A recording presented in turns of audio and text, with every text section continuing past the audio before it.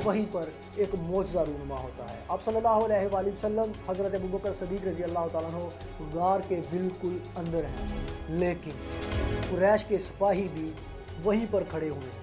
हज़रत अबू बकर सदीक़ रज़ी अल्लाह ताला अन्हु वहाँ पर थोड़ा सा घबराते हैं और रसूलुल्लाह सल्लल्लाहु अलैहि वसल्लम को अर्ज़ करते हैं कि या रसूलल्लाह, अगर ये थोड़ा सा भी आगे आए तो इन्होंने हमारे पाँव देख लिए। वहाँ पर आप सल्लल्लाहु अलैहि वसल्लम ने वो तारीख़ी कलमात बोले जो बाद में कुरान का हिस्सा था।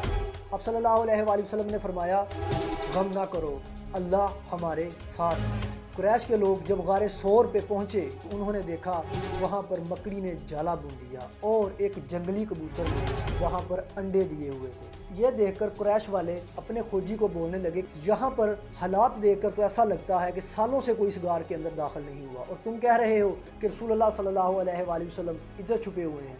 जब कुरैश की तलाशी कुछ ठंडी पड़ी तो आप सल्लल्लाहु अलैहि वसल्लम गार से बाहर निकलते हैं और अपने सफ़र को जारी करते हैं। लेकिन दूसरी तरफ कुरैश के लोग इस सुकून से नहीं बैठे हुए थे, उधर उन्होंने ऐलान किया 100 ऊँट।